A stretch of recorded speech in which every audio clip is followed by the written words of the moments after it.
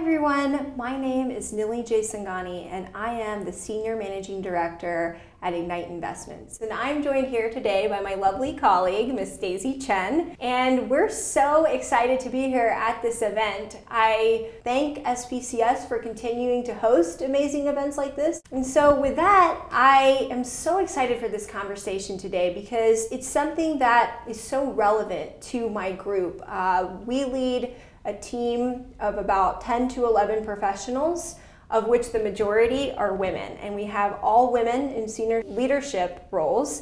And so this discussion, I think, is especially pertinent to our business and what we do on a daily basis.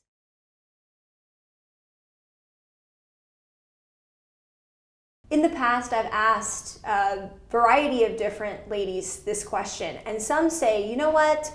I have no concern for my gender, I do my job, I do my tasks, and it really doesn't matter to me and I don't think about it at all. And then there are other people who say, no, this is something that really does affect me and it's something that I think about, it's something that has actively taken a role in how I approach my career. And so how do you view your gender in your career, and does it play a significant factor in kind of how you think about things in the business setting?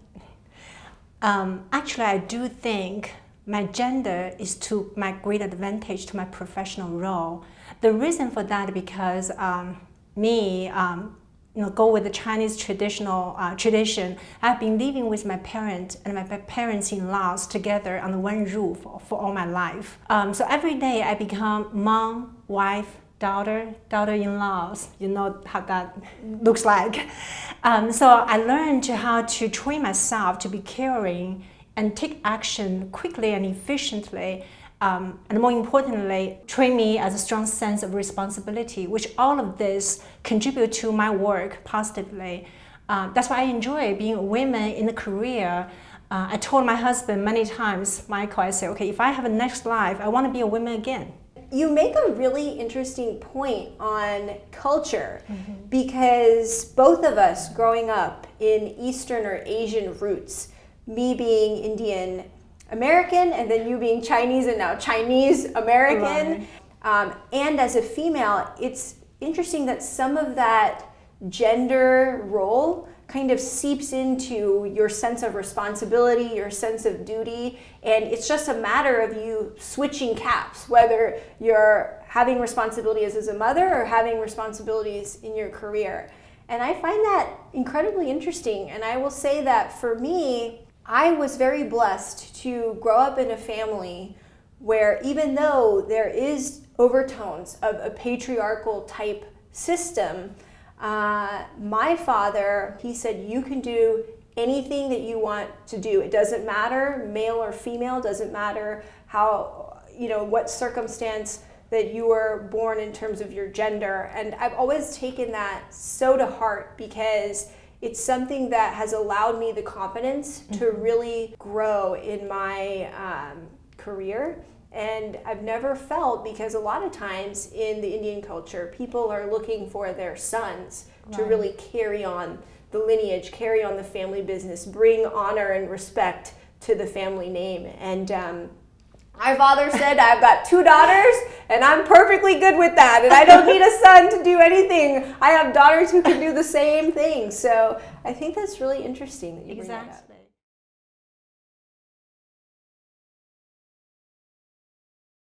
First of all, I don't want to sacrifice anything. And I don't believe that. In my mind, professional life and personal life, they clash very often. But so far to me, everything has been gone pretty smoothly. There's a lot of bumps in my life, in the road. You have to make the choice.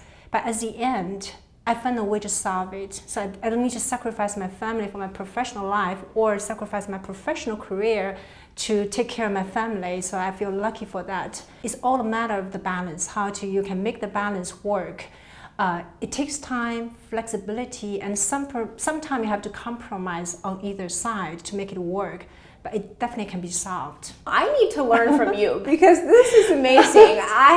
It's something, quite frankly, I struggle with. And It's a fear of mine because I have been so, call it, married to my career for so long. And I feel like the more I succeed and the more satisfaction I get out of my career, the more focus and energy I want to put on that.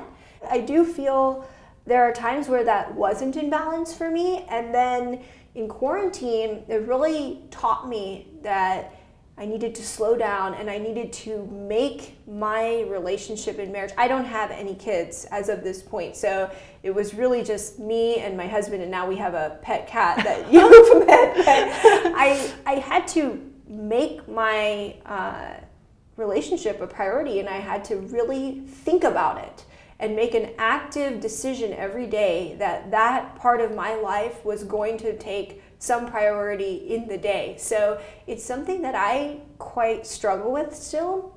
And I see you and everything that you do, and it does give me real inspiration and confidence that I can do that. And I think that's something that I encourage everyone out there who's listening to do for themselves as well, is find a good mentor, find someone that has done it before and built themselves a little bit of a roadmap so that when you're struggling, you can look and see that it is possible and there is a way to get it all done.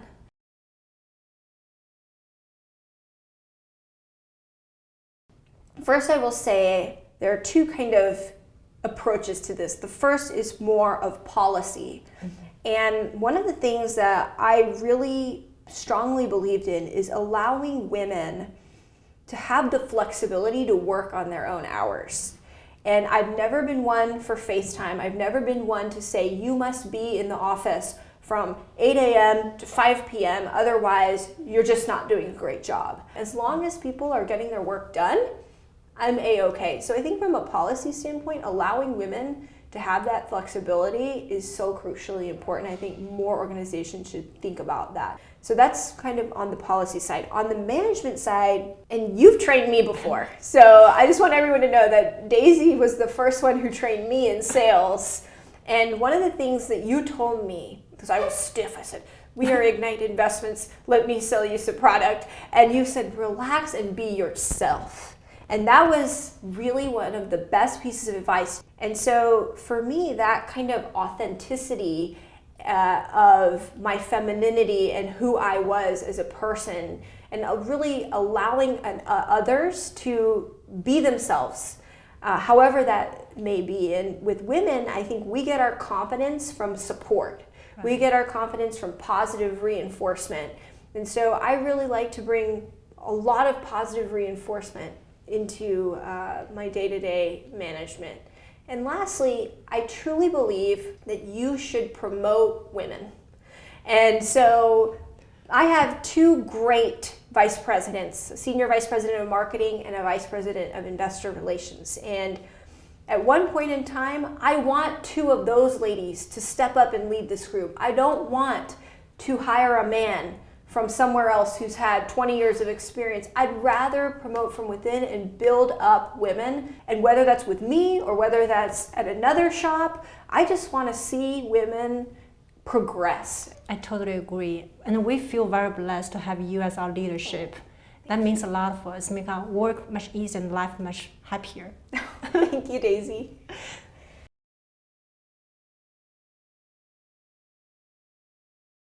I think the most important one in my experience would be the perseverance.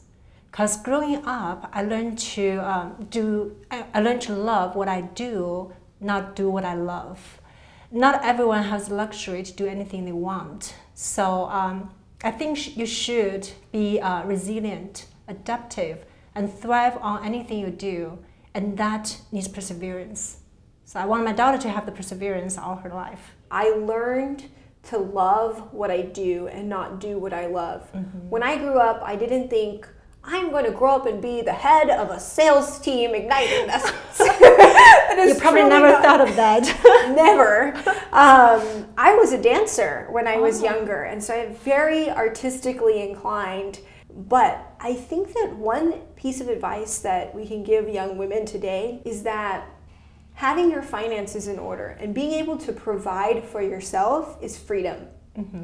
And when you have freedom to do what you want to do in life, in your personal life and in your professional life, to an extent, I think that self-sufficiency is so powerful for women. You don't have to stay in an unhealthy relationship. You don't have to stay in a job you don't like. You don't have to do anything that you don't want to do in the long term if you have financial freedom. So I actually really like what you said, because focusing in on that piece of advice is great, because to me it translates to the financial freedom that, you know, even 2 generations ago, women might not necessarily have had.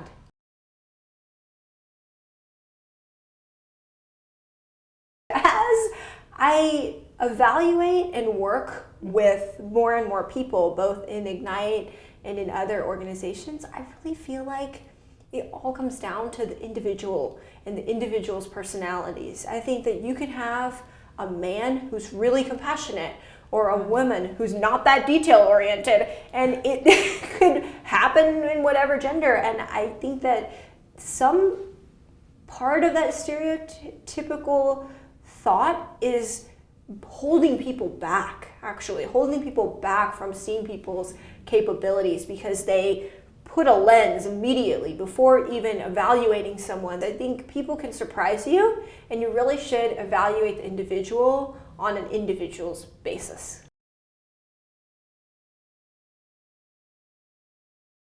I realized all my career for 20 years, I have been always in the male-dominated industries. In my opinion, I think I'm successful now. I'm happy with where I am right now. But the story is kind of, when I first joined Encore 9 years ago, I was very entry level in the commercial real estate, and everybody knows that's a very male-dominated industry. And plus, with my heritage from China, I'm a very humble person, so I'm always afraid I do something wrong because I'm not knowing. So in this unexpected board meeting, because in Encore environments, we have this board meeting, all the president of each division, they come to the board meeting, and it's all men, there's no women in there. And I was unexpectedly dragged into this board meeting because I was the person knowing all the number for the fundraising side. So Chairman Daisy Chen asked us, how do you think you can raise this much money, and what's the probability? So that time we talked about 70%, 30%. And then when Doc mentioned about the percentage, and I corrected him right away, just out of instinct, I think, okay, 30%. And then the whole board was quiet at that moment. No one's talking. And then I just heard Doc mention behind me, say, "Did you hear that? She corrected me." All of a sudden I realized I must say something wrong, and I tears almost in my eyes. I said nothing for the rest of the board meeting, and that was my experience. But afterwards, I wrote an email to Doc. I said, "I'm so sorry if I'm not sensitive enough. I shouldn't correct you in front of the board members." And then he wrote me right back in the middle of the night, and he told me, "Okay, Daisy, don't worry. You did the right thing. I want you to be yourself. Learn as much as possible and be yourself. That's my advice." So that's the story. Go along with me for all these years and continue. Go with me for my career. And I hope this piece of advice can help all of you today. And I wish all of you success. What an amazing story. I think so many women who are watching this are going to be able to relate to that. It's that moment where you want to speak up in the meeting, and then you think, should I not? And to have the chairman come back and give you that confidence to say yes, and then you have that confidence in yourself because you know your numbers. Exactly. I know you know your numbers, Daisy. So I want that part of you to shine, and I've been raised that way too. I mean, of course. He also gave me another piece of advice that really stuck with me, and this was when I just got out of college. I joined an investment banking group. There's this huge bullpen of analysts, like the movies, you see all those people out on the floor. Yeah. And me and another girl in the same group, and then males for as far as you could see. It was just all guys. And my dad said, when you go in there, just remember, you don't need to change who you are. You don't need to be one of the guys to succeed. You don't need to feel like you need to act more like a guy. Just be, again, yourself. Right. Let your femininity shine. use it as an asset in terms of all the things that it brings to who you are, and just be yourself and don't overthink it in that way. And I think that was one of the best pieces of advice, and I think that gave me a lot of comfort knowing that. And that also makes you unique too, right? Yes.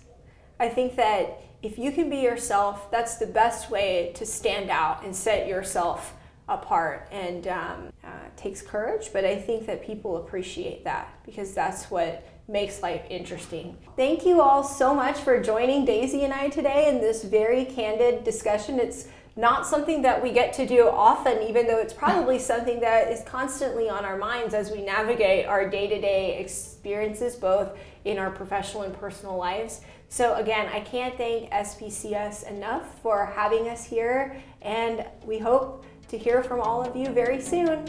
Bye. Bye.